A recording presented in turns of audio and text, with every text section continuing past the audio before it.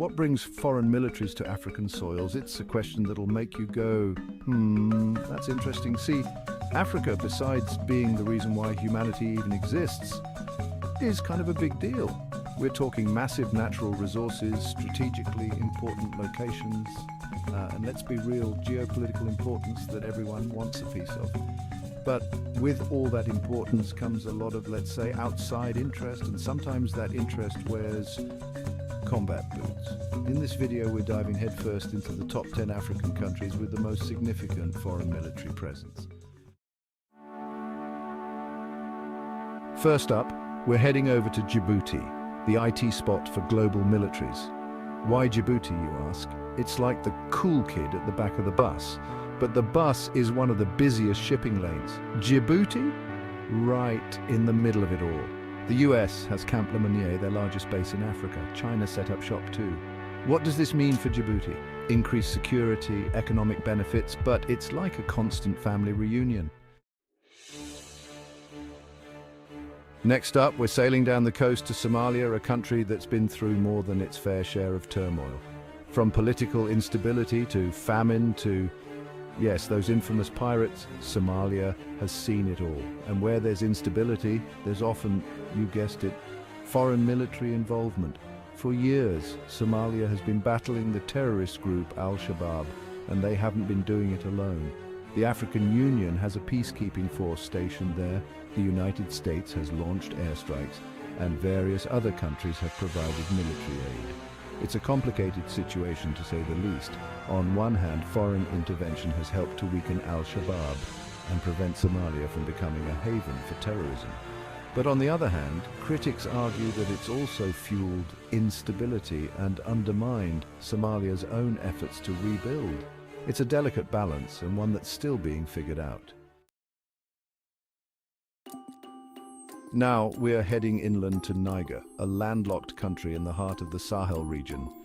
The Sahel, in case you haven't heard of it, is basically a hotbed for all sorts of trouble: terrorism, drought, poverty, you name it. And Niger, unfortunately, is right in the thick of it. That's why you've got foreign militaries, particularly from France and the United States, setting up shop in Niger. They're there to help fight terrorism, train local forces, and try to bring some stability to the region. But it's a tough gig, no doubt about it. The Sahel is vast, the terrain is unforgiving, and the enemy is often elusive. Plus, there are concerns about human rights abuses and whether all this foreign intervention is actually making things better or worse in the long run. It's a complex issue with no easy answers.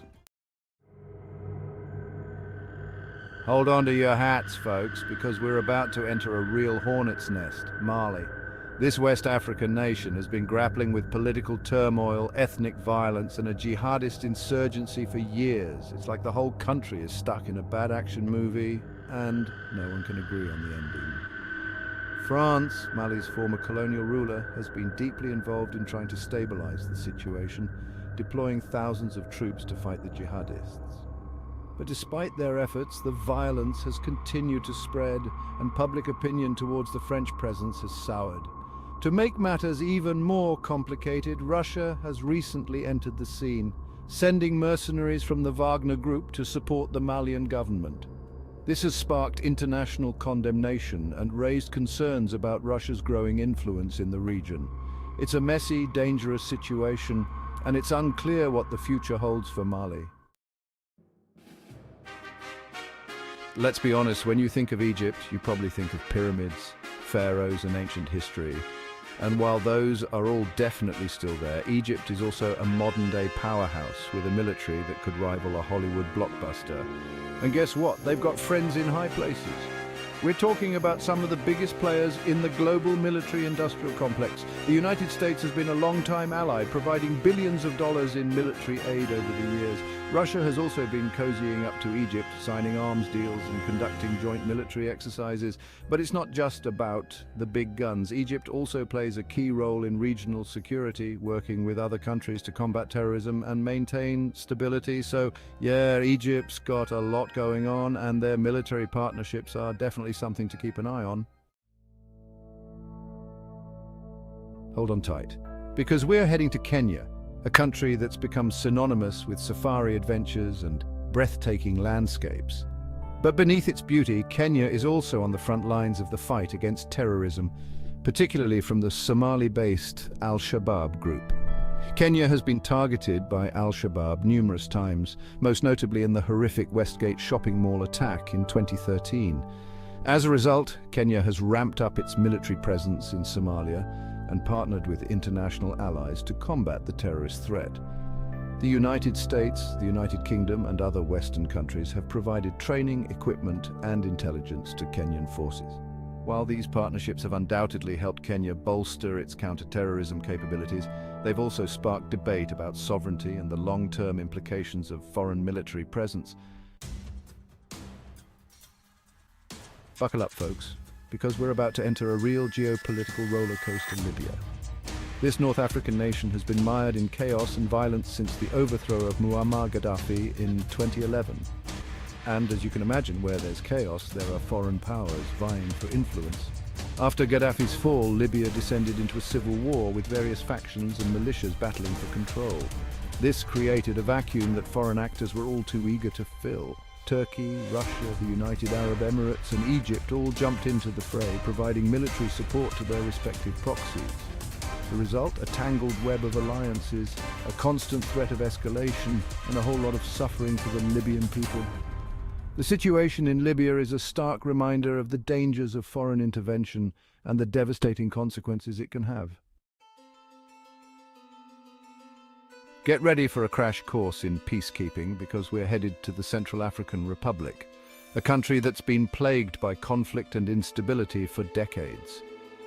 Imagine a place where armed groups roam freely, violence can erupt at any moment, and the government has very little control. That's the reality in CAR. To try and bring some semblance of peace to this troubled nation, the United Nations has deployed a peacekeeping mission known as MINUSCA. This multinational force is tasked with protecting civilians, facilitating humanitarian aid, and supporting the fragile peace process. But peacekeeping in CAR is a dangerous and challenging endeavor. The peacekeepers are often caught in the crossfire between armed groups, and they've been accused of human rights abuses themselves. It's a complex and often thankless job, but one that's crucial for trying to prevent CAR from descending further into chaos. Get ready for a heartbreaking story of a nation torn apart by conflict, because we're heading to South Sudan, the world's youngest country. South Sudan gained independence from Sudan in 2011, but their hard-won freedom was short-lived. Just 2 years later, the country plunged into a brutal civil war fueled by ethnic tensions and a power struggle between rival political factions. The conflict has resulted in a humanitarian catastrophe, with millions displaced and facing starvation.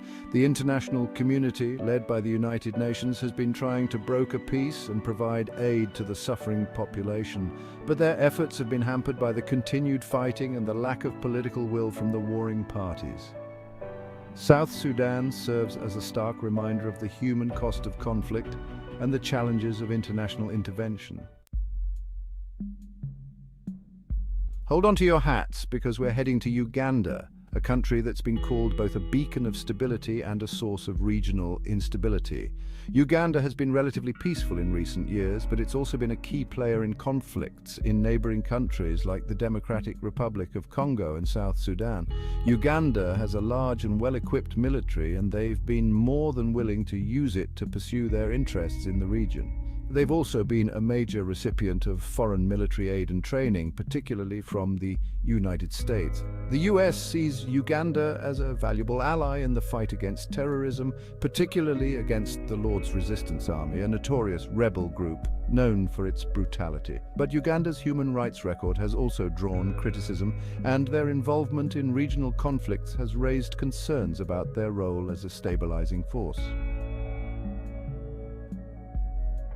From the bustling ports of Djibouti to the war-torn streets of Somalia, we've seen how foreign military presence shapes the destinies of African nations. It's a complex issue with no easy answers. Does foreign involvement bring stability or fuel instability? Are they guardians protecting national interests, or are they invaders imposing their will? The truth is, it's rarely black and white. Sometimes it's a little bit of both. What we do know is this: foreign military presence has a profound impact on the sovereignty and stability of African nations. It's a conversation that deserves our attention, our critical thinking and our willingness to engage in nuanced discussions. Think about the role of foreign military bases. Are they guardians, competitors, or something else? Let us know your thoughts in the comments. Hey everyone! If you enjoyed this video, don't forget to give it a thumbs up. Want to be the first to know when we upload a new video? Tap the notification bell. And we love hearing from you. Drop a comment below with your thoughts and questions. Lastly, share this video with your friends who are passionate about the social issues affecting the African continent.